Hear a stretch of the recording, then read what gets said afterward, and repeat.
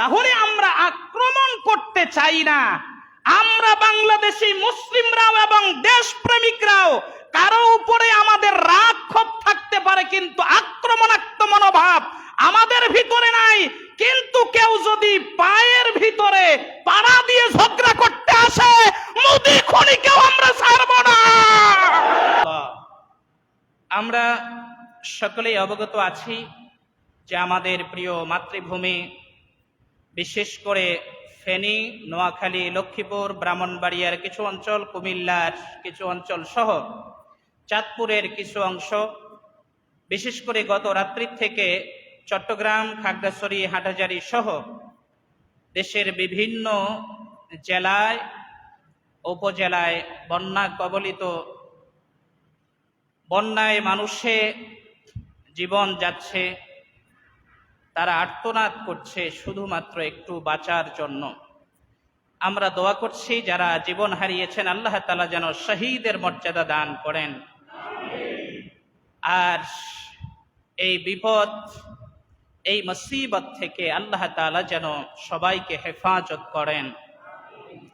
সম্মানিত হাজিরিন, আমরা যে কোরআনুল কারীম থেকে আয়াতে কারিমা তেলাওয়াত করেছি, অত্র আয়াতে ইরশাদ হয়েছে আল্লাহ তাআলা তার হাবিব মুহাম্মদ সাল্লাল্লাহু আলাইহি সাল্লামকে বলছেন, কুল, হে রাসূল আপনি বলে দিয়ে দেন,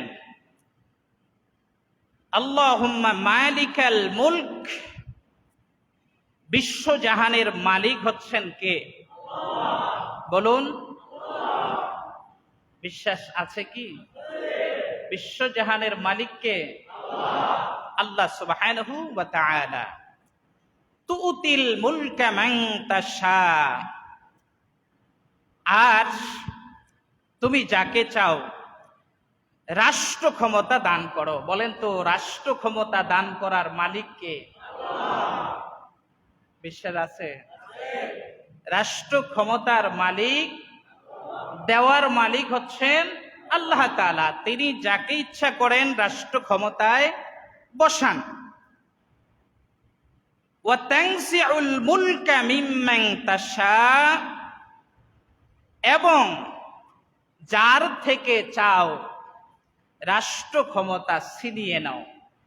রাষ্ট্র থেকে উঠাইয়া দেওয়া, চেয়ার থেকে তাড়িয়ে দেওয়া, এই ক্ষমতাও কার? বলুন সকলে। তাহলে বিষয় হচ্ছে, প্রথম হচ্ছে এই সমগ্র জগতের মালিক যিনি, তিনি কে? তিনি যাকে ইচ্ছা ক্ষমতার চেয়ারে বসান, আবার যাকে ইচ্ছা ক্ষমতার চেয়ার থেকে নামায় দেন।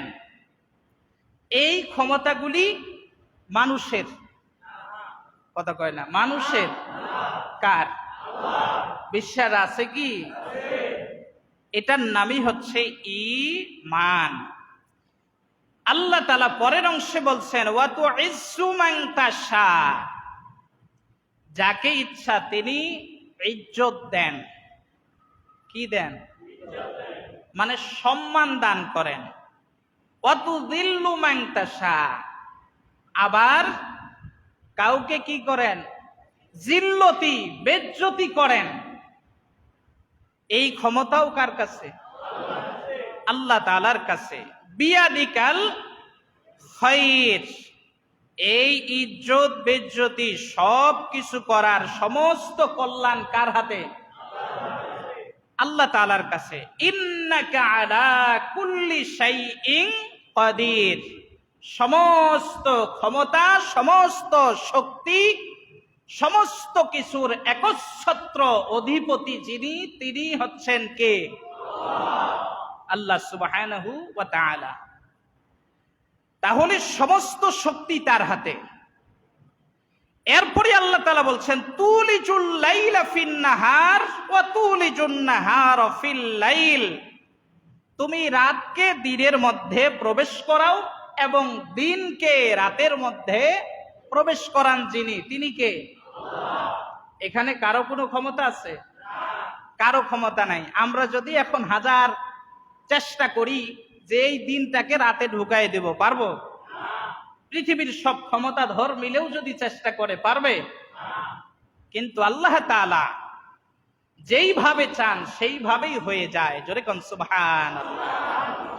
আল্লাহ তাআলা এবার বলছেন, ওয়া তুখরিজুল হাইয়্যা মিনাল মাইয়িতি ওয়া তুখরিজুল মাইয়িতা মিনাল হাইয়্য। শুধুই এতটুকুই নয়, জীবনহীন থেকে জীবন্তের আবির্ভাব ঘটান যিনি, তিনি কে? আল্লাহ তাআলা। মানে মৃত্যুর থেকে জীবন দান করেন, আবার জীবন দান থেকে মৃত্যু দান করেন। এই ক্ষমতাও কার কাছে? আল্লাহ সুবহানাহু ওয়া তাআলার কাছে। তাহলে এখান থেকে প্রমাণিত হলো যে সব ক্ষমতার উৎস জনগণ। কথা কয় না? কে? বিশ্বাস আছে আমাদের? সব ক্ষমতার উৎস হচ্ছেন একমাত্র। যারা বলেন নাই সমস্যা আছে মনে হয়, বলেন সমস্ত ক্ষমতার উৎস আল্লাহ সুবহানাহু ওয়া তাআলা। এবার আসেন, তাহলে সব ক্ষমতার মালিক হচ্ছেন আল্লাহ তাআলা। বলেন সব ক্ষমতার মালিক আল্লাহ তাআলা। রাজত্ব সমস্ত কিছু কার হাতে? আল্লাহর হাতে। আল্লাহর হাতে যদি সমস্ত ক্ষমতা, সমস্ত রাষ্ট্রের ক্ষমতা, আল্লাহ তাআলা যদি মালিক হয়ে থাকেন সমস্ত কিছুর, তাহলে বলেন সাময়িক ক্ষমতা পেয়ে অহংকার করার কোনো সুযোগ আছে কি? সাময়িক যে ক্ষমতা পায় এটাও কি নিজের থেকে পায় না আল্লাহ দেয়? আল্লাহ তাআলা দেয়। এই ক্ষমতায় যখন আল্লাহ তাআলা বসান তখন ফুলের মালা দিয়ে বসান।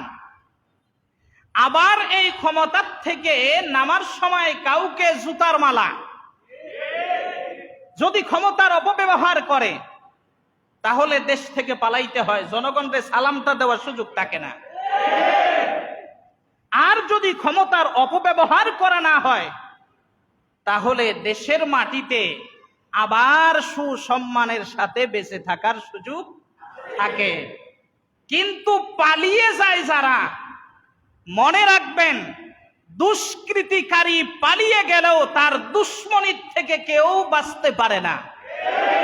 তেমনি ভাবে স্বৈরাচার পালিয়েছে, কিন্তু দেশের মানুষ যেন সুখে শান্তিতে থাকতে না পারে দিল্লিতে গিয়ে ষড়যন্ত্রে মেতে উঠেছে। ওদের চেলাপালাদেরকে ধরতে হবে, আইনের আওতায় এনে সর্বোচ্চ ফাঁসির কাস্টে ঝুলাতে হবে।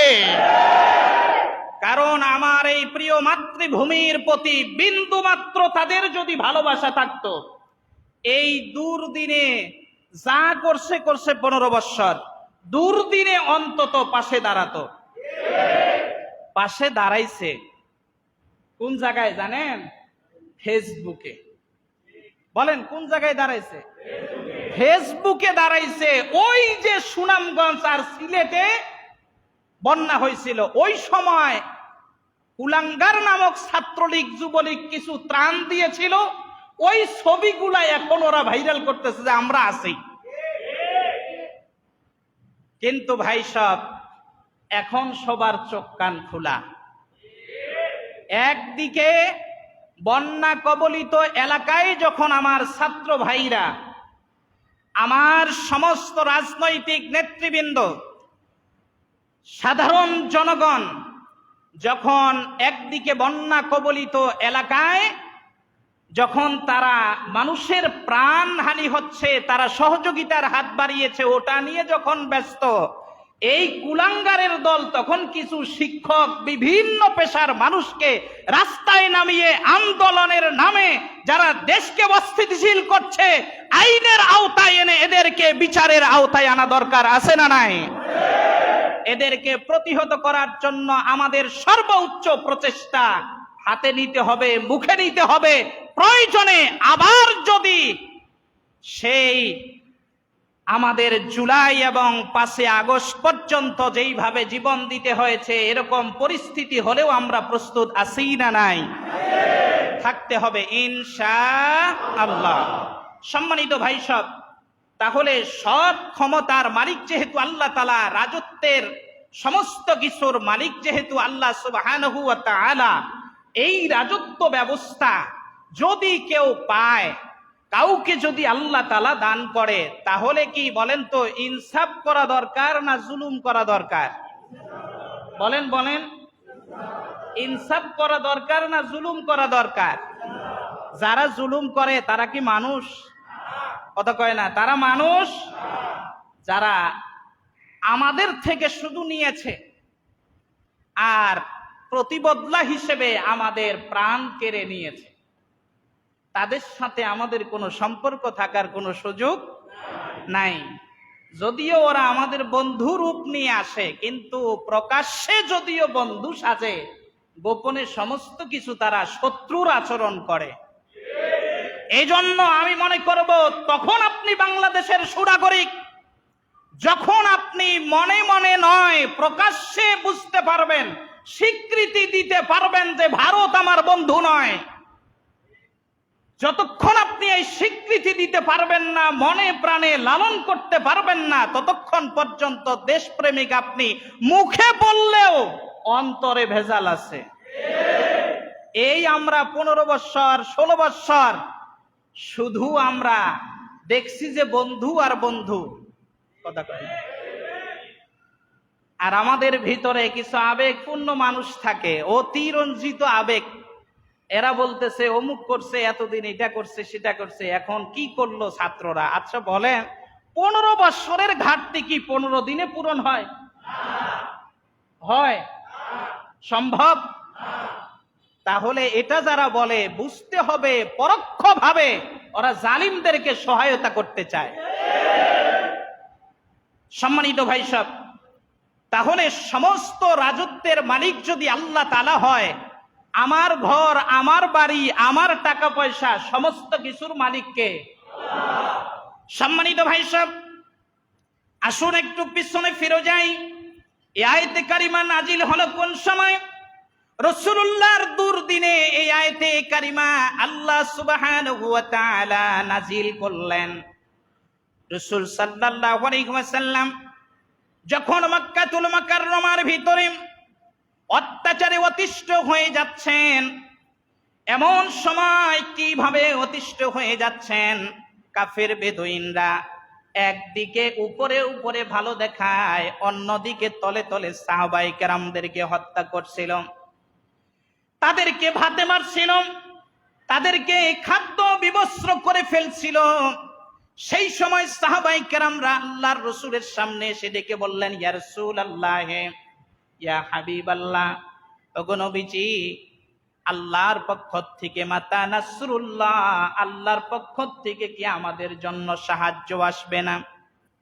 আমরা এই যে বিপর্যয় হয়ে গেছি, কারো ব্যবসা বাণিজ্য ধসে পড়ছে, কারো বাড়ি ঘর ভেঙ্গে চুরে লুটপাট করে শেষ করে দেওয়া হচ্ছে, নারীরা তার সতীত্ব নিয়ে বাঁচতে পারছে না, যুবকরা তাদের চরিত্রের হনন করা হচ্ছে। এই মুহূর্তে কি আল্লাহর সাহায্য আসবে না? আমাদের ভাই বোনদেরকে হত্যা করা হচ্ছে। আল্লাহর রাসূল সাল্লাল্লাহু আলাইহি সাল্লামের কাছে যখন গিয়ে বললেন, আল্লাহর হাবিব সাল্লাল্লাহু আলাইহি ওয়াসাল্লাম কোনো উত্তর দিতে পারলেন না। তবে সান্ত্বনা দিলেন, সাহাবীরা শোনো, অবশ্যই অবশ্যই আল্লাহ তাআলা আমাদের সাহায্যের ব্যবস্থা করবেন। আল্লাহ তাআলা সঙ্গে সঙ্গে আল্লাহর হাবিব মুহাম্মদ সাল্লাল্লাহু আলাইহি সাল্লামকে জিবরাইলের মাধ্যমে মেসেজ দিলেন, হাবিব, নাসরুল্লাহি করিব, আল্লাহর সাহায্য অতি নিকটে, আপনি হতাশ হবেন না, আপনার সাহাবীদেরকেও হতাশ হতে দিবেন না। সুবহানাল্লাহ। আল্লাহর হাবিবের মুখে সাহাবায়ে কেরাম এই কথা শুনলেন।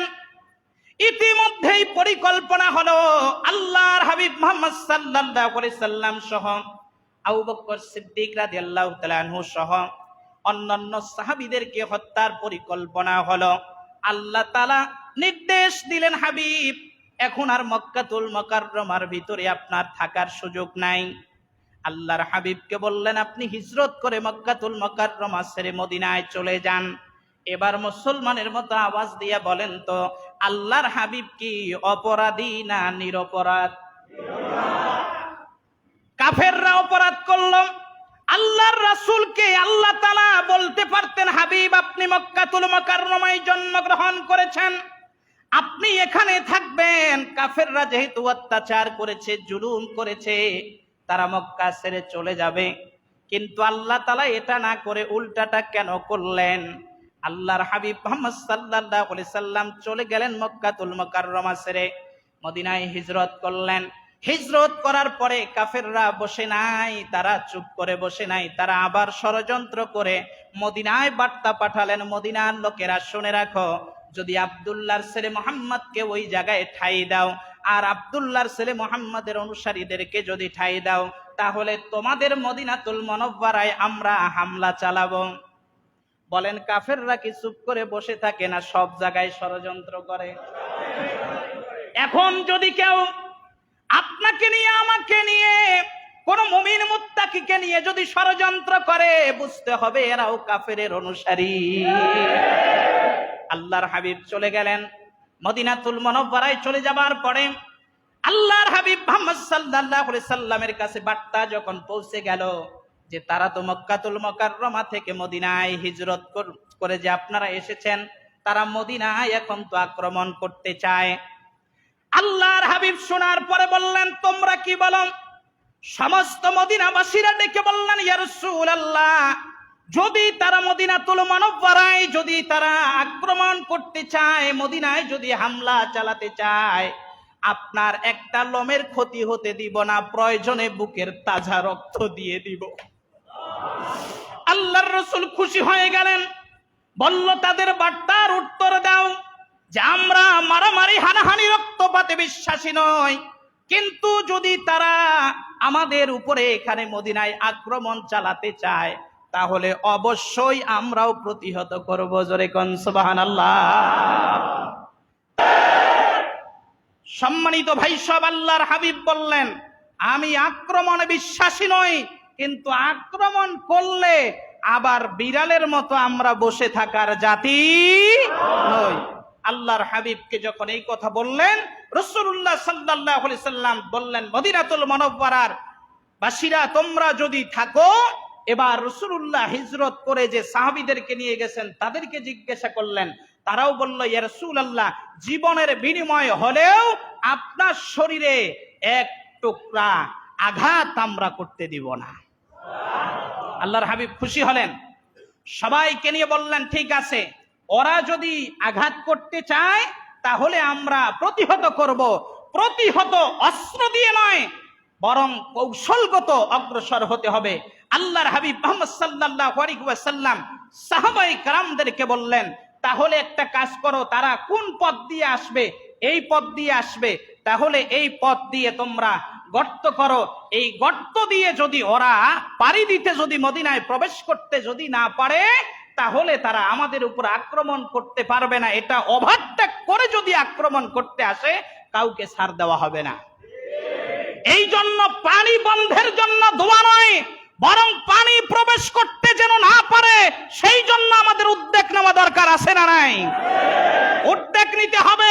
ভারতকে ডুবিয়ে আমাদেরকে মারতে চায়, প্রয়োজনে ওদেরকে ডুবিয়ে মারা হবে। এই পদক্ষেপ নিতে হবে। প্রয়োজনে জান দিতে হতে পারে, মাল দিতে হতে পারে, তারপরেও আমাদের কোনো খুনির সাথে সম্পর্ক থাকতে পারে না। আল্লাহর রাসূল সাল্লাল্লাহু আলাইহি ওয়াসাল্লামের কথা মতো সাহাবায়ে কেরাম সহ গর্ত খননের কাজ করছিলেন। গর্ত খননের কাজ করতে গিয়া রাসূলুল্লাহ নিজেই নেতৃত্ব দিয়েছেন, শুধু তা নয়, তিনি নিজেই গর্ত করেছেন। কি করছেন বলেন তো?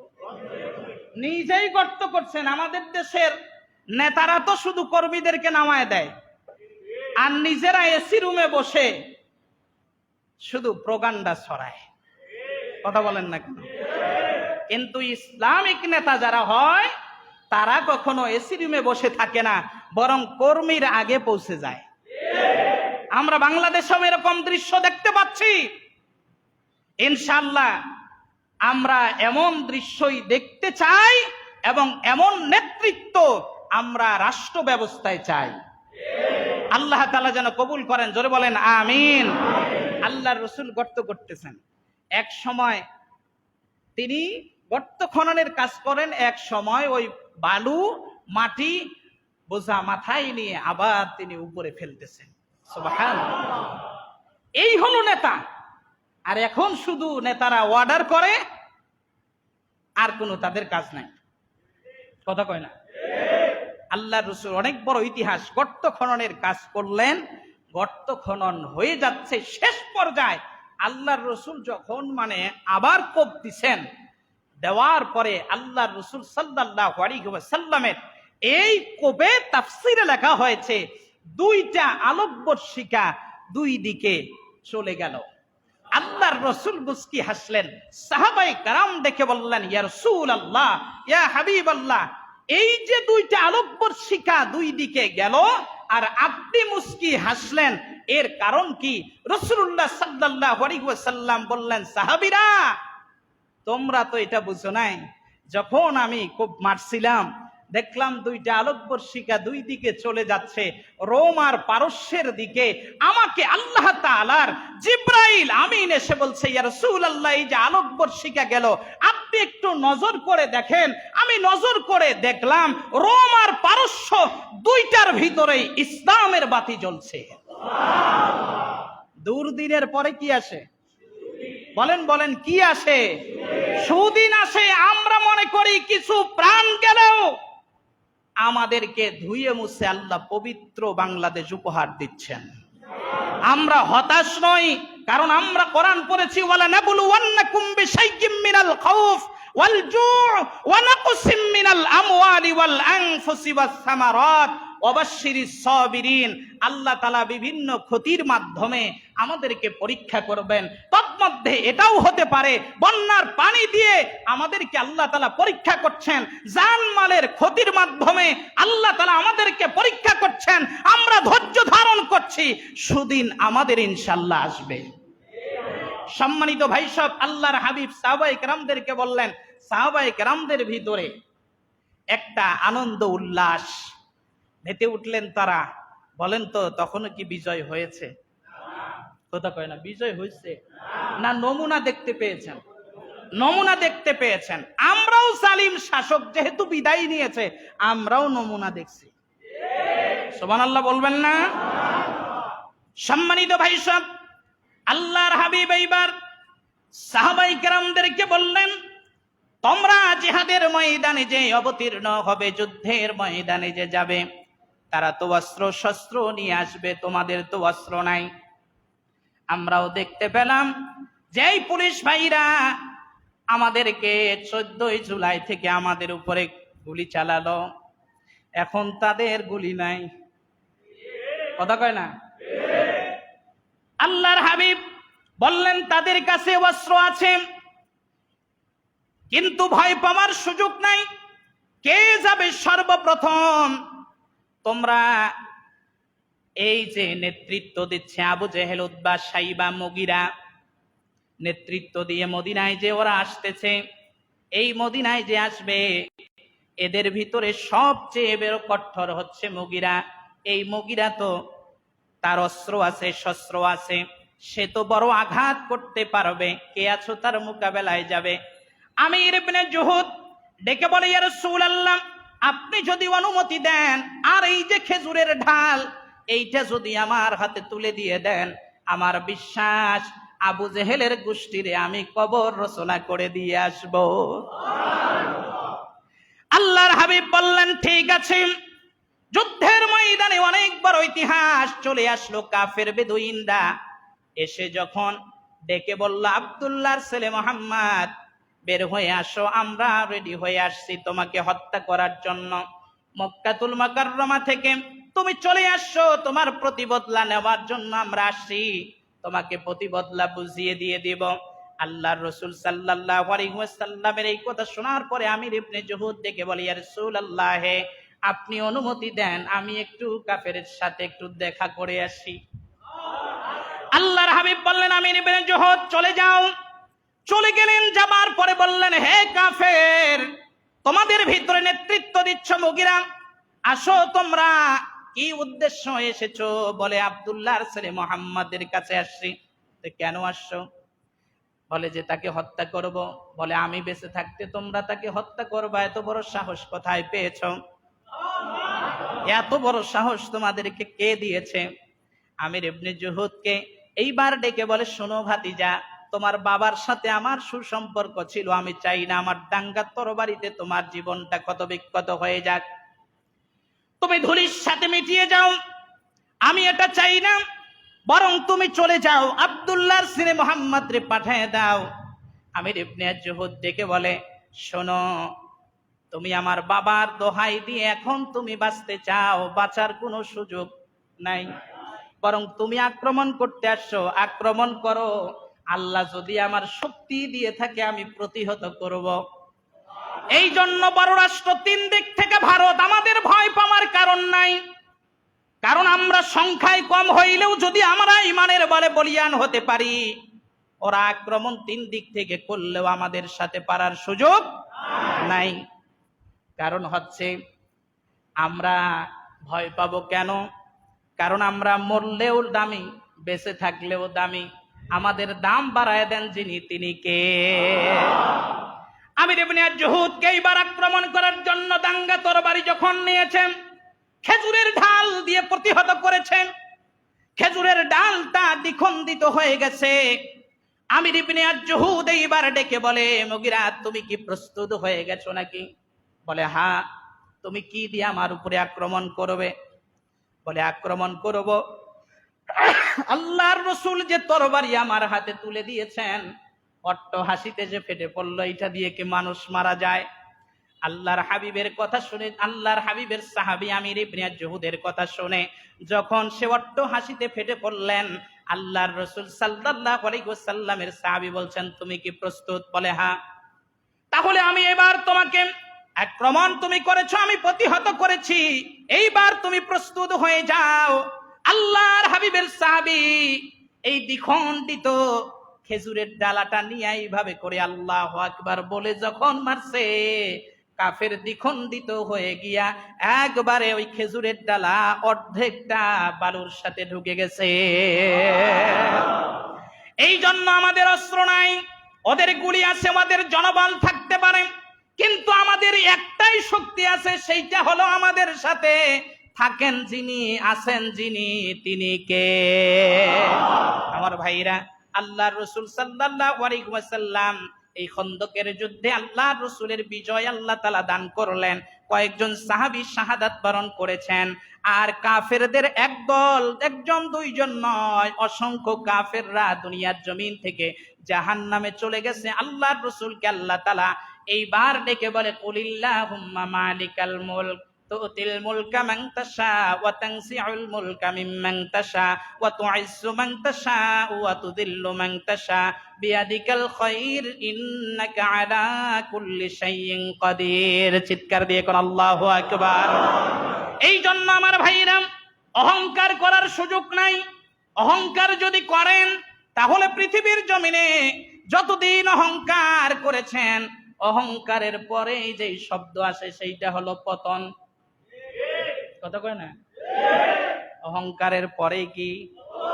কারণ সবকিছু যার হাতে তিনি হচ্ছেন আল্লাহ। চিৎকার দিয়ে কোন সুবহানাল্লাহ। এখন অহংকার কয় ভাবে হয়? কোরআনুল কারীম প্রমাণ দিচ্ছে অহংকার হয় তিন ভাবে। এক হলো স্রষ্টার সাথে অহংকার, দুই হচ্ছে আম্বিয়া আলাইহিস সালামের সাথে অহংকার, তিন হচ্ছে মানুষের সাথে অহংকার। এক নাম্বার, এইবার যদি আমরা দেখি দুনিয়ার জমিনের সবচেয়ে বড় অহংকারী হচ্ছে ফেরাউন। সে আল্লাহর সাথে অহংকার করছে, আনা রব্বুকুমুল আলা, আমি হইলাম বড় রব। জোরে কোন নাউজুবিল্লাহ। আমি বড় আল্লাহ, তোমরা কোন আল্লাহর কথা বলছো? এবার বলেন, ফেরাউনের শেষ পরিণতি কি পতন নাকি ভালো?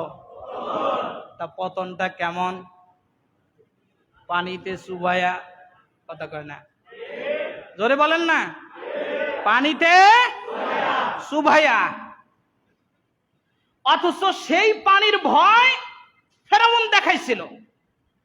আমাদের দেশেও কিছু মানুষকে পানিতে চুবায়া মারবে, এরকম কথা বলছিল। যাদেরকে চুবায়া মারবে, আল্লাহ বলে, তোরে কানে ধইরা নামাইলাম আর ওরে একটু বসাই দিলাম, দেখি ও কি করে। কথা কয় না, ঠিক কিনা? আল্লাহ বলেন, আনা রব্বুকুমুল তাআলা ফেরাউন বলছিল যে আমি হইলাম বড় রব, আমি হইলাম বড় আল্লাহ। মানে শুধু আল্লাহ না, কি বড় আল্লাহ। নাউজুবিল্লাহ। বলেন তো ঠিকছে? কথা কয় না ঠিকছে? সে মনে করছিল সবকিছু আমার, কিন্তু কাজ হয় নাই। ইব্রাহিম আলাইহিস সালাম যখন দাওয়াত দেওয়া শুরু করলেন, ইব্রাহিম আলাইহিস সালামের সাথে একটা লাগছিল, এটার নাম কি? কথা কয় না, কি নাম? আলাম তারা ইলাল্লাযী হাজ্জা ইব্রাহিমা ফি রাব্বিহি আন আতাহুল্লাহুল মুলক। সে বলছিল, ইব্রাহিম আলাইহিস সালাম বলল যে তুমি এত অহংকার করো কেন? বলে অহংকার করি কেন তুমি জানো না? আমি এখন ক্ষমতায়, ক্ষমতার মালিক তো আমি। জোরে কয় না নাউজুবিল্লাহ। ক্ষমতার মালিক কে? আল্লাহ। উনি কি বলছে? কথা কয় না দেখে। ক্ষমতার মালিক কে? আল্লাহ। উনি কি বলছে? আমি নিজে, আমি ক্ষমতার মালিক। ইব্রাহিম আলাইহিস সালাম বলছে তুমি ক্ষমতার মালিক? বলে হ্যাঁ। বলে এটা কি করে হয়? তোমার কি কি ক্ষমতা আছে? বলে তোমার আল্লাহর কি কি ক্ষমতা আছে? ইব্রাহিম আলাইহিস সালাম বললেন যে আমার আল্লাহর ক্ষমতা হচ্ছে আল্লাহ তাআলা মৃত্যু মানুষকে জীবিত করে, জীবিত মানুষকে মৃত্যু দেয়। এটা আমার আল্লাহর ক্ষমতা। কয় তুমি কি এটা কি দেখতে চাও? স্রষ্টা হওয়ার জন্য যদি এই শর্ত হয়, এই ক্ষমতা তো আমারও আছে। সে দুইজন হাজুদিকে বের করে একজনকে হত্যা করলো, একজনকে বেকসুর খালাস দিয়ে দিল। বলল দেখো এটা তো আমার আছে। ইব্রাহিম আলাইহিস সালাম বললেন যে তাই? এইটা যদি হয় তা আমার আল্লাহর আরেকটা বৈশিষ্ট্য হলো আমার আল্লাহ দৈনন্দিন সূর্যকে পূর্ব দিগন্ত থেকে উঠায়, তো তুমি যদি পারো তে পশ্চিম দিক থেকে উঠাও। ফাবুহিতাল্লাযী কাফার, সে তখন পরাজয় বরণ করলো। কিন্তু পরাজয় বরণ করার পরেও চুপ করে বসে নাই, তখন ইব্রাহিমকে হত্যার পরিকল্পনা হাতে নিল। কথা কয় না দেখি? ইব্রাহিমের সূর্য সন্তানরা যখন পৃথিবীর মানচিত্রে যখন অহংকারী এইরকম দাম্ভিক্যকারীরা যখন বসে থাকে, তাদেরকে যখন সতর্কবাণী দেয়, এরাও তখন হত্যার পরিকল্পনা করে। সম্মানিত ভাই সব, বলেন তো সেই জায়গায় ইব্রাহিমের বিজয় হয়েছিল নাকি নমরুদের? কথা কয় না? এই সাইড মনে হয় গোল খাওয়া পাটি। বলেন, নাকি ওরা চিন্তা করছে যে আমরা এই দিক থেকে বামপন্থী হয়ে যাব হুজুরের রিঅ্যাকশন? কথা কয় না? হ্যাঁ, বাইরে তো নামতে পারি না, নাহলে ছাত্র জনতা পিটে শেষ করে ফেলবে। আজকে মসজিদেই শুরু করব, এরকম পরিকল্পনা আছে নাকি? বলেন, ইব্রাহিম এই দিকের গুলো বললেন না তো। ইব্রাহিমের বিজয় হয়েছে না নমরুদের? আর এ লোক বুঝে না, এই দিকে বলতে বলছি। বলেন, ইব্রাহিমের বিজয় হয়েছে না নমরুদের? এই আওয়াজ থাকবে তো, না হলে ওই দলে পাঠাই দিব। টেনশনের কারণ নাই, মসজিদে যারা আসে ওরা ওই গ্রুপে থাকতে পারে না, ঠিক কিনা? সম্মানিত ভাই সব, তাহলে এখানে বলেন তো নমরুদ কার সাথে অহংকার করছে? আল্লাহর সাথে। ফেরাউন কার সাথে করছে? আল্লাহর সাথে করছে। বলেন, অহংকার করে টিকে থাকতে পারছে?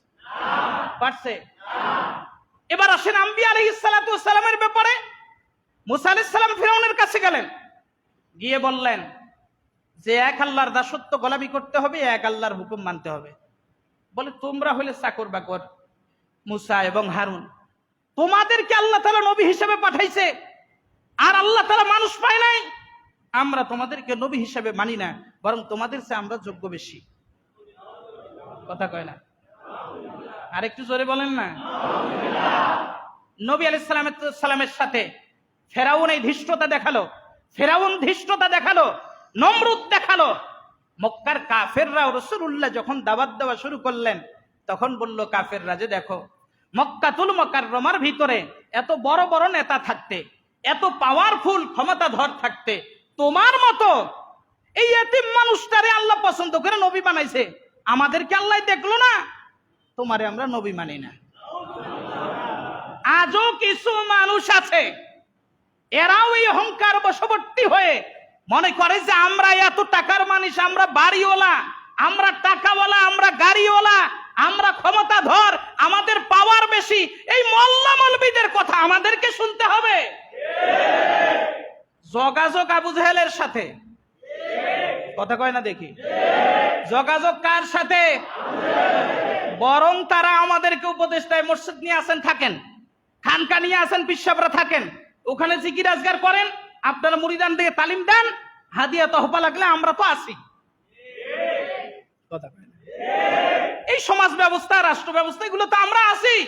এই ব্যাপারে আপনাদের মাথা ঘাবড়ানোর কি দরকার আছে? যদি খুঁজি এখানেও পাওয়া যাইতে পারে। কথা কয় না? তাহলে নবী আলাইহিস সালাতু ওয়াস সালামের সাথে তারা অহংকার করেছে। 3 নাম্বার হচ্ছে মানুষের সাথে অহংকার। 3 নাম্বার কার সাথে? মানুষ হয়ে মানুষের সাথে অহংকার করে। এইরকম অহংকারী আছে না নাই? সম্মানিত ভাই সব, এই অহংকার করে কি? টাকার অহংকার, ক্ষমতার অহংকার, নাকি নাই? টাকা আছে আমার, আমি যা বলবো তাই হবে। ক্ষমতা আছে আমার, আমি যা বলছে তাই করব, এখানে বাধা দেওয়ার কারো কোনো অধিকার নাই। সম্মানিত ভাই সব, এই 3 প্রকার অহংকারী আল্লাহ তাআলা হাবিব মুহাম্মদ সাল্লাল্লাহু আলাইহি ওয়াসাল্লাম বলছেন যে দেখো, এই মানুষের সাথে অহংকার সর্বপ্রথম যে ব্যক্তিটা করছিল সেটা হচ্ছে ইবলিস, শয়তান। বলেন কে? আল্লাহ তাআলা বলছিল সেজদা কর, সে যুক্তি উত্থাপিত করছে, আনা খায়রুম মিনহু খলাকতানি মিন নারি ওয়া খলাকতাহু মিন তিন। আল্লাহ তুমি তো পদার্থ বিজ্ঞান বুঝো না। নাউজুবিল্লাহ বলবেন না? তুমি যদি বুঝতে, মাটির কাজ হচ্ছে নিচের দিকে যাওয়া, আগুনের কাজ হচ্ছে উপরের দিকে উঠা।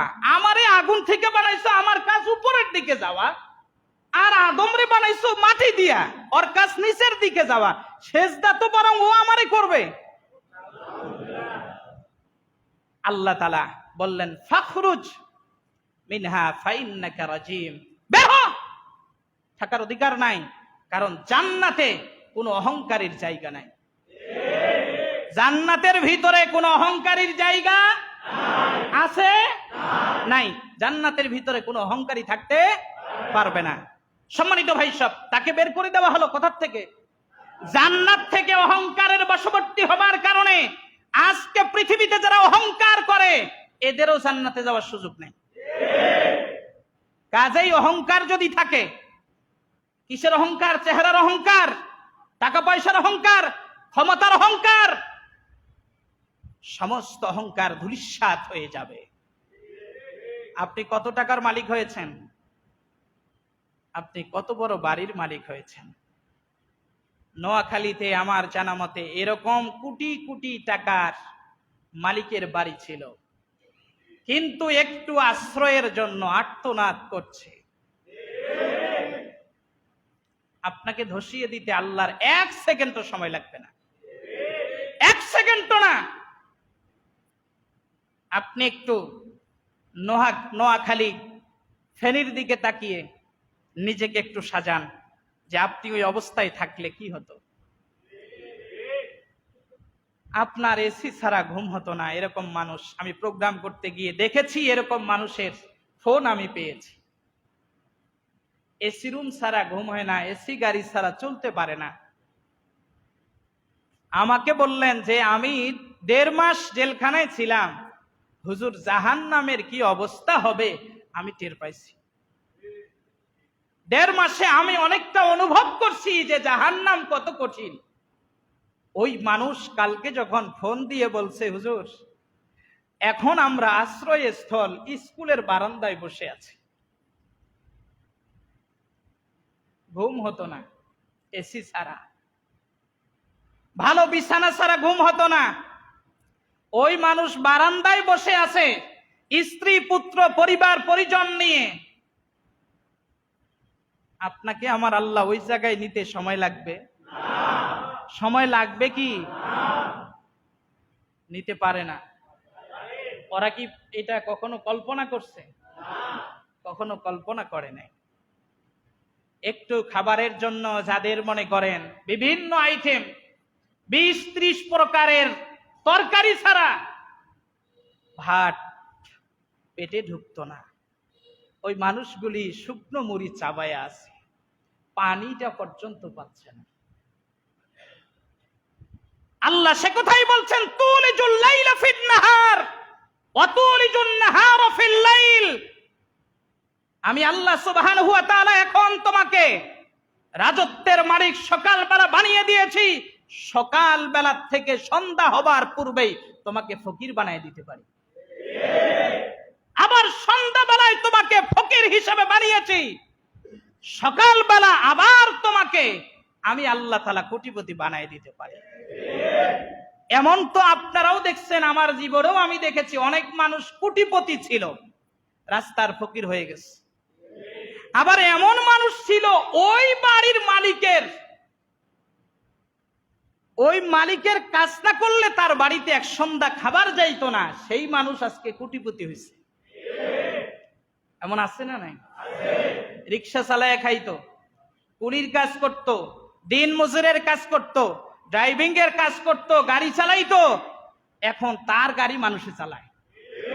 নাই? আপনি খুঁজলে আপনিও পাবেন। তাহলে যদি এটাই হয়, তাহলে অহংকার করার কোন সুযোগ আছে কি? আজকে টাকা পয়সার অহংকারে আপনি যারে থাপড় মারছেন, 2 দিন পরে আপনার স্থানে সে আসবে, আর তার স্থানে যদি আপনি যান, অবস্থাটা কি হবে? এজন্য আমাদের তুলিজুল লাইলা ফিন নাহার ওয়া তুলিজুন নাহারা ফিল লাইল, আমাদেরকে এটা মনে রাখতে হবে, আল্লাহ তাআলা আমাদেরকে টাকা পয়সা ঘর বাড়ির মালিক বানিয়ে দিয়েছেন অহংকার করার জন্য না, ফখর করার জন্য না। অহংকারী কতজন এসেছে, কতজন ধ্বংস হয়েছে, তাদের নাম নিতে মানুষ লানাতুল্লাহ ছাড়া রহমাতুল্লাহ পড়ে না।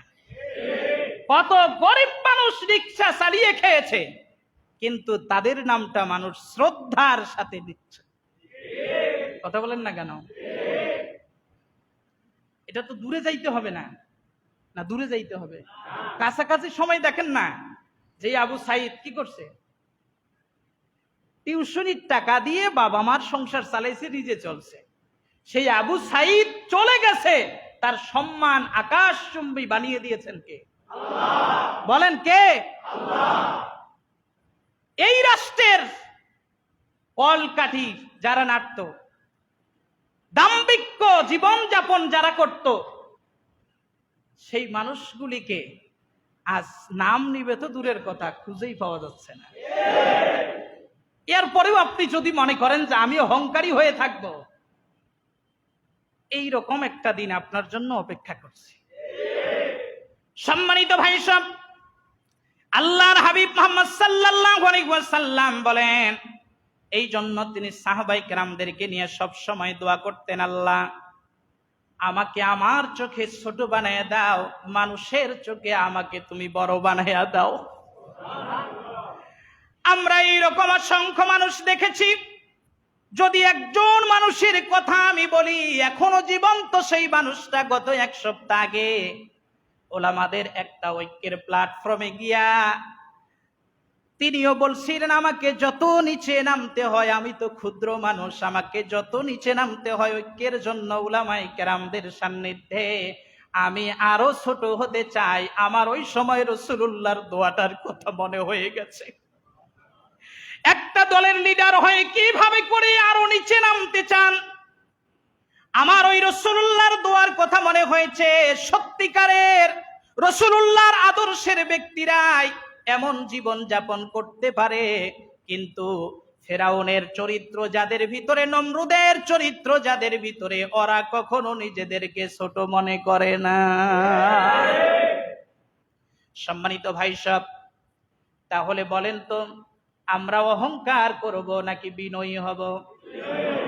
হ্যাঁ, কেন বিনয়ী হব? আল্লাহ তাআলা বলেন, ওয়া ইবাদুর রহমানিল্লাযীনা ইয়ামশুনা আলাল আরদি হাওনা ওয়া ইযা খাতাবাহুমুল জাহিলুনা ক্বালু সালামা। আল্লাহ বলেন, হাবিব আমি রহমানের বান্দা হবে যারা, তারা বিনয়ী হবে, কখনোই অহংকারী হবে না। এই জন্য অহংকার মুক্ত জীবন যাপন আমাদের করতে হবে। সেইটা ব্যক্তিগতভাবে অহংকার মুক্ত হোক, পারিবারিকভাবে অহংকার মুক্ত হয়ে যাক, সামাজিকভাবে অহংকার মুক্ত হয়ে যাক। আমার জীবনটাকে অহংকার মুক্ত আমরা করতে কি রাজি আছি? সবাই আছি ইনশাআল্লাহ। যদি তাই থাকে তাহলে আমাদের প্রতিশোধ নেওয়ার চিন্তাধারা আমাদের ভিতরে নাই। আজকের আলোচনার থেকে এটাই আমি বলতে চাই, এই যে কয়দিন আগে দেখলাম দ্বিগুণ শক্তি নিয়ে ওরা বলে আবার ফিরে আসবে, কিন্তু কেউ আসলো ডাকাতের শক্তি নিয়ে। আবার সর্বশেষ দেখলাম কেউ আসলো হিন্দুর রূপ নিয়ে। কথা কয় না? দেখেন নাই আপনারা? আমি দেখছি এগুলা, খালি না আপনারাও দেখছেন?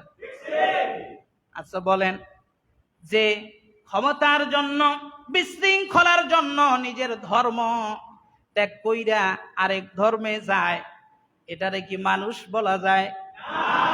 হ্যাঁ? এরা যদি ক্ষমতা হারানোর পরে এই চরিত্র হয়, না জানি ক্ষমতায় থাকতে কোন চরিত্রের ছিল, আল্লাহই ভালো জানে। আমি এটা ভাবছি এই দুইটা বিষয়কে কেন্দ্র করে, যে দুইটা বিষয় ক্ষমতার পরে যদি এই অবস্থা হয়, এত রূপ চেঞ্জ করতে পারে, তাহলে থাকতে না জানি এরা কত রূপী ছিল। কথা কয় না? দেখি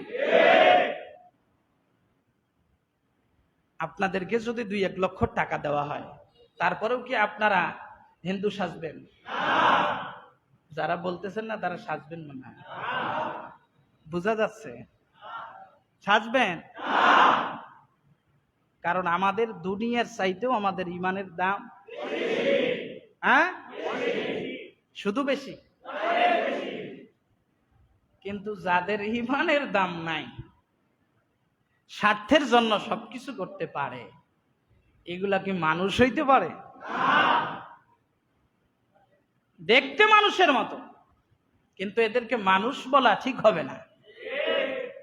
সম্মানিত ভাই সব, তাহলে আমরা অহংকারী হব না। অহংকারী হইলে আল্লাহ তাআলা যে জিল্লতি ওয়াতু জিল্লু মান তাশা, এটাই প্রমাণ যে ধর্মের পরিচয় না দিয়ে অন্যের ধর্মের পরিচয় দিতে হয়। এটাও একটা জিল্লতি। যারা ধর্মকে বাদ দিয়া অন্য ধর্মের সাইট নিয়েছেন, অন্য ধর্মকে সাইনবোর্ড বানাইছেন, আচ্ছা বলেন মরার পরে এদের জানাজা দেওয়ার সুযোগ আছে কি? জানাজা দেওয়া যাবে? কোন নাস্তিকের জানাজা হয়? আমাদের হিন্দু ভাইরা মরলে কি আমাদের মোল্লা মৌলবীদেরকে ডাকে যে আসেন জানাজা পড়ায় দেন? হ্যাঁ?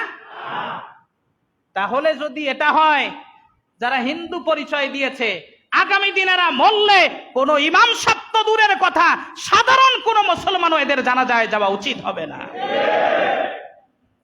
সম্মানিত ভাই সব, তাহলে আল্লাহ সুবহানাহু ওয়া তাআলা অহংকার করতে বলছেন নাকি অহংকার মুক্ত জীবন যাপন করতে বলছেন? তাহলে কি আমরা অহংকারী হব না বিনয়ী হব? হব সবাই ইনশাআল্লাহ। আল্লাহ তাআলা কবুল করুন, জোরে বলেন আমিন। হাত নামান। নাম্বার 2 নাম্বার বিষয় হচ্ছে আমরা প্রতিশোধমুখী নয়, আমরা ক্ষমামুখী। কিন্তু কেউ যদি আমাদের উপরে পায়ে পাড়া দিয়ে ঝগড়া করতে চায়, আমরাও কিন্তু পারি, মুখ আমাদেরও আছে নাকি নাই? না জমা দিয়ে রাখছি?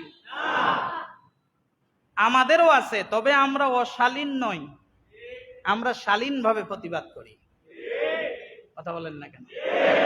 শালীন ভাবে প্রতিবাদ করি, বরং আমরা মার মুখী নই। রাসূলুল্লাহর আদর্শ এটা নয়।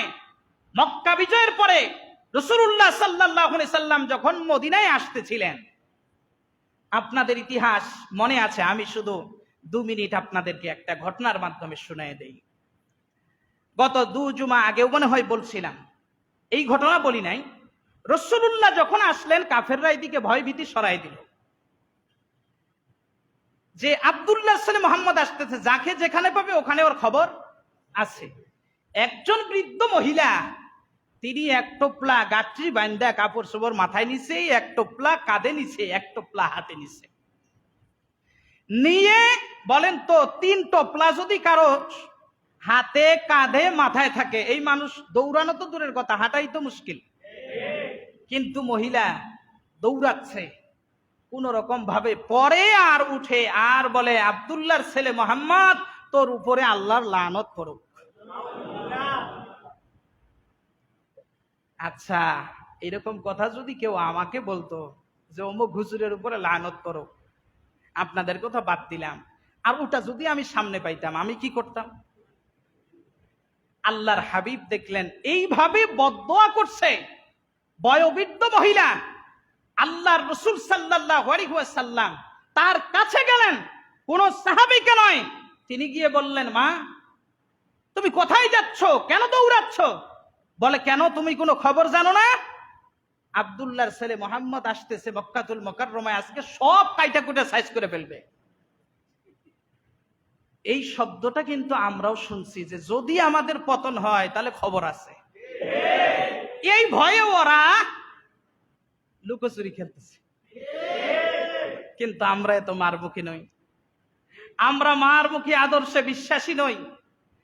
রাসূলুল্লাহ সাল্লাল্লাহু আলাইহি ওয়াসাল্লাম টোপলা নিলেন, 2 টোপলা নিয়ে মাথায় নিলেন, 1 টোপলা হাতে নিলেন, আরেক হাত দিয়ে ওই মহিলাকে ধরলেন। বলে, তুমি কোথায় যাবে? বলে, ওই যে পাহাড়ের পাদদেশে, ওখানে আমার আত্মীয় স্বজনরা আশ্রয় নিয়েছে, আমিও ওখানে গিয়ে আশ্রয় নিব। আল্লাহর হাবিব মহিলাকে ধরলেন, ধরার পরে বললেন, দেখলেন মহিলা বেশি হাঁটতে পারে না। রাসূলুল্লাহ ওই মহিলাকে বললেন, মাগো তুমি যদি আমাকে একটু সুযোগ দাও তাহলে তোমাকে আমি কোলে নিয়ে তোমার ওই গন্তব্যে পৌঁছাইয়া দিব। আল্লাহর রাসূলকে মহিলা বললেন, আমি হাঁটতে পারছি না এই বালুর ভিতরে, মরুভূমির ভিতরে, যদি নাও তাহলে তো ভালোই হয়। তবে তুমি যে এতগুলো বস্তা নিয়েছো মাথার ভিতরে, এই টপলা নিবা নাকি আমাকে কোলে নিবা? তুমি কি পারবা নাকি? আল্লাহর রাসূল বললেন, হ্যাঁ পারবো। আল্লাহর রাসূল মহিলাকে নিলেন, কোলে তুলে নিলেন, কাপড়গুলি সব বস্তা নিয়ে আল্লাহর রাসূল পাহাড়ের পাদদেশে তাকে পৌঁছায়া দিয়ে দিলেন। আর কাফেররা জিজ্ঞাসা করলো, কি গো মহিলা, কিভাবে করে তুমি এই আমাদের পাহাড়ের পাদদেশে আসলে এতগুলো কাপড় চোপড় নিয়া? মহিলা ডেকে বলে, তোমরা তো জানো না মক্কাতুল মুকাররমার ভিতরে ওই যে একটু তাকায় দেখো, একজন নওজোয়ান যুবক আল্লাহর বান্দা, সে আমাকে এগুলা সহ আমাকে কোলে করে এই জায়গায় পৌঁছায়া দিয়েছে। বলে, যেই সময় মানুষ নিজের অস্তিত্ব নিয়ে পাগলপাড়া দিশেহারা হয়ে গেছে, নিজে বাঁচবে কিভাবে করে, এই সময় কোন মানুষ তোমাকে উপকার করেছে একটু তার চেহারাটা দেখতে চাই। সকলে যখন উকি মেরে দেখে, মহিলাকে ডেকে বলে, এই তো হলো আব্দুল্লাহর ছেলে মুহাম্মদ। মহিলা বলে, তোমরা কি সত্যিই বলছো? তোমরা যে মিথ্যা রটিয়েছ, আব্দুল্লাহর ছেলে মুহাম্মদ যাকে যেখানে পাবে সেখানেই হত্যা করে ফেলবে, টুকরো টুকরো করে ফেলবে। যদি এটাই আব্দুল্লাহর ছেলে মুহাম্মদ হয়, আমার চোখে দেখা এর চেয়ে ভালো মানুষ পৃথিবীতে আর একজনও নাই। আমি তোমাদের পাহাড়ের পাদদেশে থাকবো না, বরং আমি আব্দুল্লাহর ছেলে মুহাম্মাদের সাথী হতে চাই, তার কালিমা পড়ে মুসলমান হয়ে যেতে চাই। আমার ভাইরা, আল্লাহর রাসূল তাহলে প্রতিশোধ নেন নাই, আমরাও প্রতিশোধমুখী নই। এখন বলেন তো, আল্লাহর রাসূল যেহেতু মানব কল্যাণে নিয়োজিত ছিলেন, আমাদের কি একটু কল্যাণমুখী হওয়া দরকার আছে না নাই? সবার আছে কি?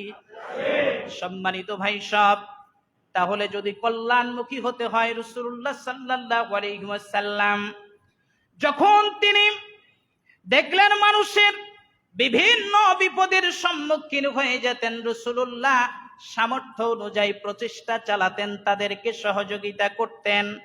এখন বলেন তো, ফেনী, নোয়াখালী, লক্ষ্মীপুর সহ কুমিল্লা এই অঞ্চলের মানুষরা বিপদে আছে, গাজীপুর সহ যারা বিপদ মুক্ত আছে, আমাদের সহযোগিতা করা দরকার আছে না নাই? সবার আছে? আছে ইনশাআল্লাহ? আছে? সবার আছে ইনশাআল্লাহ? তাহলে আমরা কি তাদের পাশে দাঁড়াবো? সবাই রাজি? আল্লাহ তাআলা কবুল করুন, হাত নামান। সম্মানিত ভাই সব, আমরা এখানে আমাদের গত জুমায় বলছিলাম যে আমাদের সমাজ কল্যাণ ফি সাবিলিল্লাহ ফাউন্ডেশন এখানে আছে।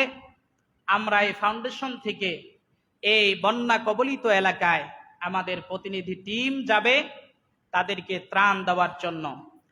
আমরা আজকে রাসূলুল্লাহর প্রকৃত উম্মত যদি হয়ে থাকি, আমার কাছে আমার ঘরে যদি খাবারের ব্যবস্থা থাকে, টাকা থাকে, তাহলে আমরা কি সেটা হাত গুটিয়ে বসে থাকতে পারবো? গুটে থাকবে তারা পৃথিবীর অহংকারী মুনাফিক যারা। কথা কি বুঝতে পারছেন? তাহলে আজকে আমরা সিদ্ধান্ত নিয়েছি, মসজিদের যে কালেকশন হয়, মসজিদের জন্য আপনারা প্রতি জুমায় 2-4 টাকা দেন, 50-100 যা যা পারেন দেন, 10 টাকা 5 টাকা দেন। আজকে মসজিদের জন্য হবে না, বরং মসজিদ পরিচালনা পরিষদ আজকে উদারতার পরিচয় দিয়েছেন যে আমাদের চেয়ে বন্যার ভাসিত মানুষের বেশি অর্থের প্রয়োজন। এই জন্য আজকে মসজিদের জন্য কোনো টাকা নাই, আজকে আমরা বন্যা কবলিত মানুষের জন্য আমরা সর্বোচ্চটুকু ভালোবাসা, সর্বোচ্চটুকু আমরা সহায়তা দিতে রাজি আছি না না? ইনশাআল্লাহ রাজি আছি সবাই। তাহলে আমরা এখন যার কাছে যা আছে ইনশাআল্লাহ এখন তো দিবই, পরবর্তী আমরা বাসার থেকে সময় সুযোগ বুঝে, আজকের দিন আছে এবং রাত আছে, আমরা এই সময়ের ভিতরে সর্বোচ্চটুকু আমরা চেষ্টা করব ইনশাআল্লাহ। আপনারা দেখেছেন আমরা ইতিপূর্বে বন্যা কবলিত সুনামগঞ্জ কুড়িগ্রামে আপনাদের সার্বিক সহযোগিতায় সমাজ কল্যাণ ফি সাবিলিল্লাহ ফাউন্ডেশন লক্ষ লক্ষ টাকার ত্রাণ দিয়েছিল। আমার সেই স্মৃতিগুলি মনে পড়ে। আমাদের সমাজ কল্যাণ ফি সাবিলিল্লাহ ফাউন্ডেশনের সভাপতি সেক্রেটারি আলহাজ আলাউদ্দিন সাহেব, আলহাজ রুবেল হোসেন খান এবং আমাদের মোশাররফ ভাই, বুলবুল ভাই, আমি নিজেও, যেই মানুষগুলা আসলে এত কাজ করতো না, কিন্তু কুড়িগ্রামে ত্রাণ দিতে গিয়ে দেখি মানে আমি ঘাবড়ায় যাই। যুবক মানুষ আমরা ঘাবড়া যাই, কিন্তু ওনারা ঘাবড়ায় যান না। রাত দিন ঘুম নাই, খাওয়া নাই ঠিক মতো, হোটেলে গেলে খাওয়া পাই না, রান্না বাড়ি করে খাওয়ার তো সুযোগ নাই। এইভাবে অক্লান্ত পরিশ্রম করে তারা আপনাদের দেওয়া সেই টাকার ত্রাণ তারা মানুষের ধারে ধারে গিয়ে নৌকা নিয়ে প্রতি বাসার কাছে কাছে গিয়ে আমরা দিয়ে এসেছিলাম।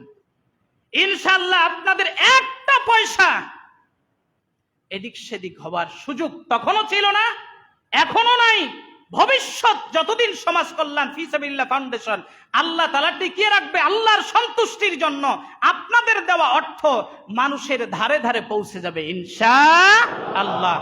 আমরা প্রতি কাতার থেকে একজন করে উঠি, সর্বোচ্চটুকু আমরা এখন দিব। এখন যাদের কাছে নাই বাসার থেকে আমরা পরে নিয়ে আসব। প্রতি কাতার থেকে একজন করে আমাদের সমাজ কল্যাণ ফি সাবিলিল্লাহ ফাউন্ডেশনের সদস্য এবং বয়স্ক কোরআন শিক্ষার ছাত্র ভাইরা সহ প্রতি কাতার থেকে একজন করে দাঁড়িয়ে আমরা ইনশাআল্লাহ নেই এবং সবাই দেওয়ার চেষ্টা করি, কেউ যেন খালি হাতে না যায়।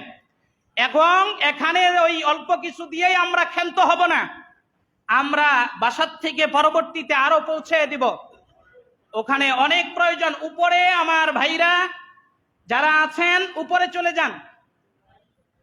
উপরে কি আমাদের ভাই যারা আছেন এক একজন দায়িত্বশীল হিসেবে উপরে প্রতি কাতার থেকে আপনারা উঠুন। প্রতি কাতার থেকে উপরে এক একজন করে দাঁড়িয়ে ইনশাআল্লাহ কালেকশনটা করে ফেলুন।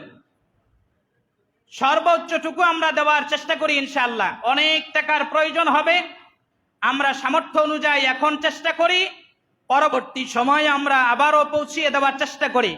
সম্মানিতা মা এবং বোনেরা যারা মাইকের আওয়াজ শুনছেন, আজ আপনারাও ইনশাআল্লাহ শরীক থাকবেন। আপনাদের মতো কত মা বোন আজকে ছাদের উপরে, টিনের চালের উপরে কান্নাকাটি করছে। ছোট্ট ছোট্ট বাচ্চাগুলি অসহায়ত্ব বরণ করে কান্নাকাটি করছে।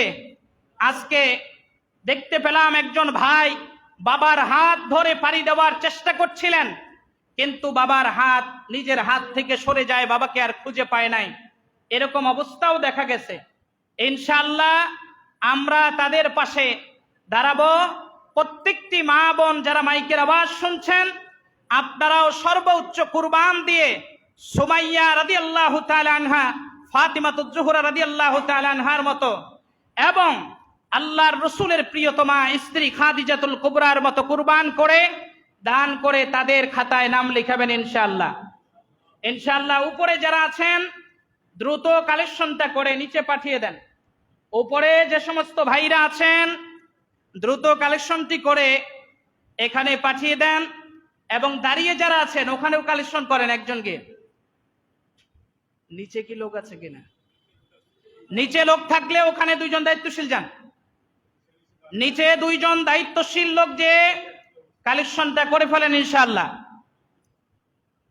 সম্মানিত ভাই সব, আমরা সহযোগিতার হাত যেমনি বাড়াচ্ছি তেমনি ভাবে দোয়ার হাতকে প্রসারিত করব। আল্লাহ তাআলার কাছে তাদের জন্য দোয়া করব ইনশাআল্লাহ।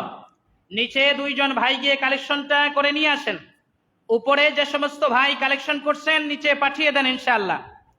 আর আমরা যারা এখন স্বল্প দিয়েছি, যেহেতু একটি টিম গেলে কয়েক লক্ষ টাকা ত্রাণের প্রয়োজন হবে, সেই ক্ষেত্রে আমরা ইনশাআল্লাহ সর্বোচ্চটুকু এখন নাই, বাসার থেকে ইনশাআল্লাহ আমরা দিয়ে যাব, এখানে জমা দিব। আমাদের সভাপতি সাহেব আছেন আলহাজ আলাউদ্দিন মিয়া সাহেবের হাতে আমরা টাকাটা দিব। আমি আছি, আমার কাছেও দিতে পারবেন ইনশাআল্লাহ।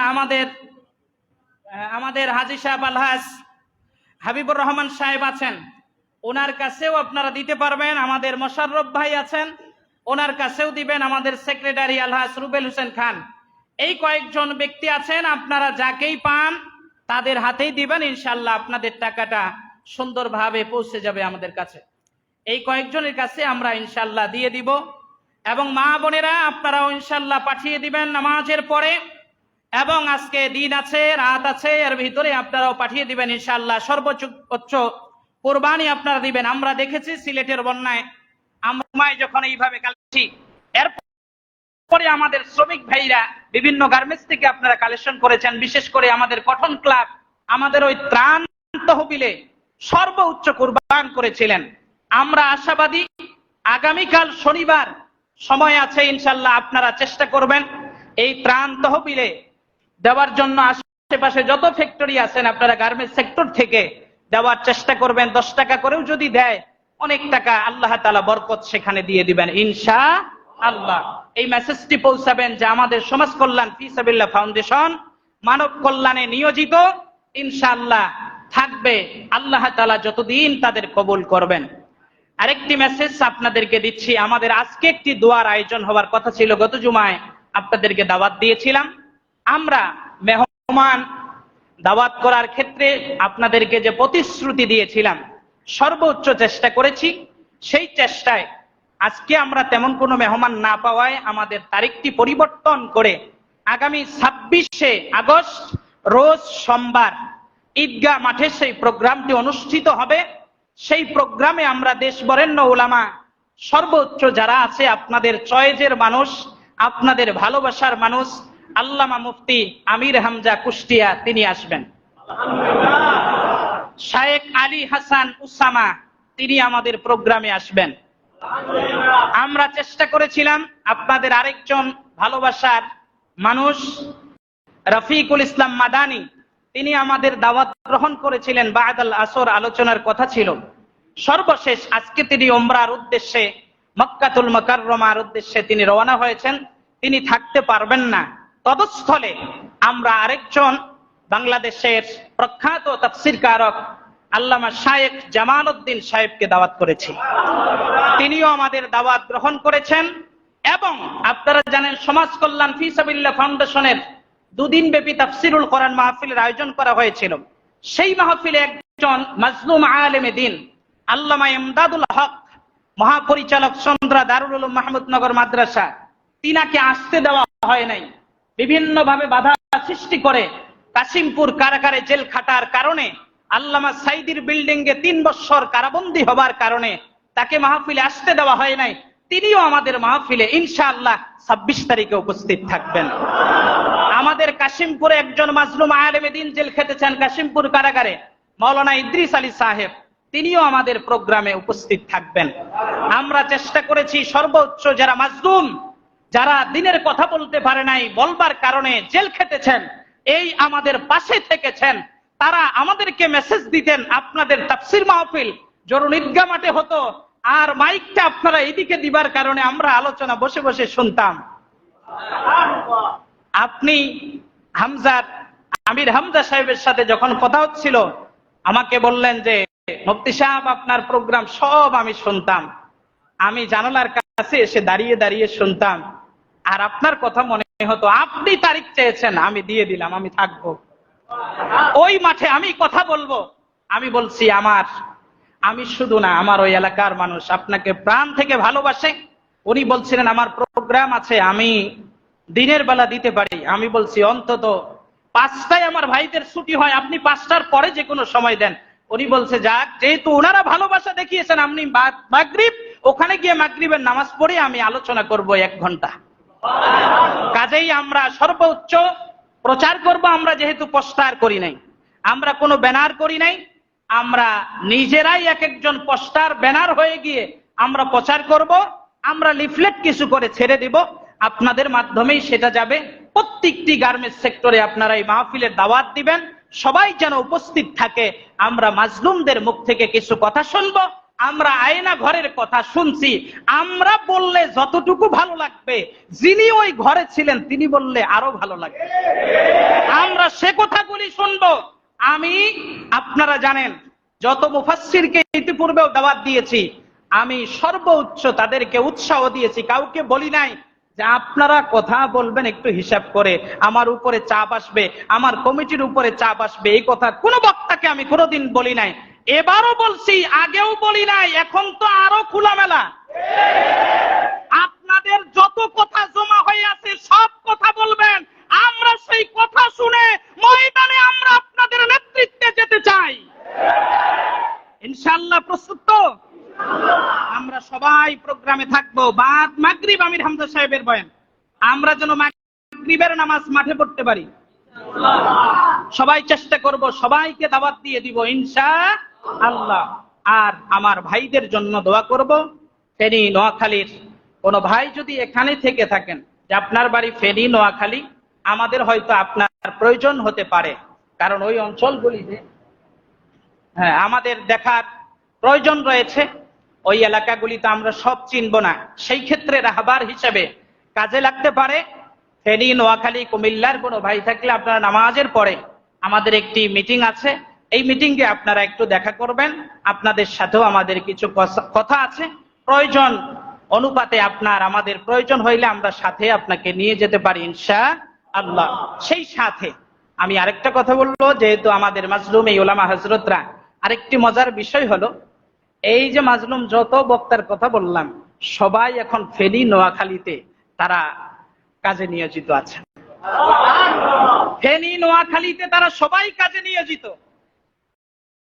আল্লাহ তাআলা এই কুরবানি দাতা এই আলেমদের সকলকে কবুল করুন, এবং যেহেতু মাহফিলটি অনেক বড়, খরচের হাতটাও অনেক বড়, বিশাল বড়, সেই ক্ষেত্রে আমরা যাদেরকে নিয়ে আসতেছি তাদেরকে যদি 10 টাকা বেশি দেই, আমরা মনে করি যে এটা বিফলে যাওয়ার সুযোগ নাই। কারণ তারা তাদের টাকা দিয়ে যখন অসহায়ত্বের পাশে দাঁড়ায়, তখন আমাদের বুকটা ভরে যায়। বাংলাদেশে নাম দিয়ে কত বক্তা কোটি কোটি টাকা কামাইছে, কিন্তু তাদেরকে মানব কোনো কল্যাণে পাওয়া যায় না। ওদেরকে বয়কট করার সময় এসেছে। মাজলুমদেরকে নিয়ে আমাদের সামনে অগ্রসর হবার সুযোগ এসেছে। আমরা সে কাজ করব ইনশাআল্লাহ। এই ক্ষেত্রে আমি আপনাদের দিনী ভাই হিসেবে আপনাদের কাছে সার্বিক সহযোগিতা এবং প্রচার কামনা করছি আমাদের এই প্রোগ্রামের জন্য। আপনারা এক একজন মনে করবেন আপনার মাহফিলটা কার? বলেন আমার মাহফিলটা কার? আমার কর্তৃপক্ষকে আমি, সবাই বলেন কে? আমি। আমরা ইনশাআল্লাহ সর্বোচ্চটুকু দেওয়ার চেষ্টা করব। বিশেষ করে বন্যা কবলিত মানুষের জন্য আমরা তো দিবই ইনশাআল্লাহ। কেউ যেন আমরা মাজলুম ভাইদেরকে মাহরুম না করি, অসহায়ত্ব ভাই বোনদের যেন মাহরুম না করি। ছোট্ট বাচ্চা, আজকে দেখলাম একটি মোটামুটি একটা জরিপে যেটা দেখলাম, কয়েক শতাধিক মানুষের প্রাণহানি হয়েছে যাদের কোনো খোঁজ খবর পাওয়া যায় নাই। একটা খবর হয়তো আপনারা দেখছেন যে ছেলে মাকে নিয়ে আসছে, পরে গেছেন আব্বাকে আনার জন্য আর কয়েকজন মুরব্বীকে আনার জন্য, গিয়ে দেখে ঘরটাই নাই। এমন দৃশ্য আমরা ইতিহাস পড়ছি, কিন্তু এমন দৃশ্য আমাদেরকে দেখতে হবে এটা আমরা ভাবি নাই। আল্লাহ তাআলা যেন এই কুরবানির বিনিময় হলেও আমাদের এই দেশকে ইসলামের জন্য কবুল করে। আমরা সর্বোচ্চ ত্যাগ স্বীকার করব, সর্বোচ্চ জান মাল দিয়ে আমরা চেষ্টা করব। আল্লাহ তাআলা যেন সেই তৌফিক দান করেন। ওয়া আখিরু দাওয়ানা আলহামদুলিল্লাহি রাব্বিল আলামিন। ইনশাআল্লাহ সুন্নাত করে নিই।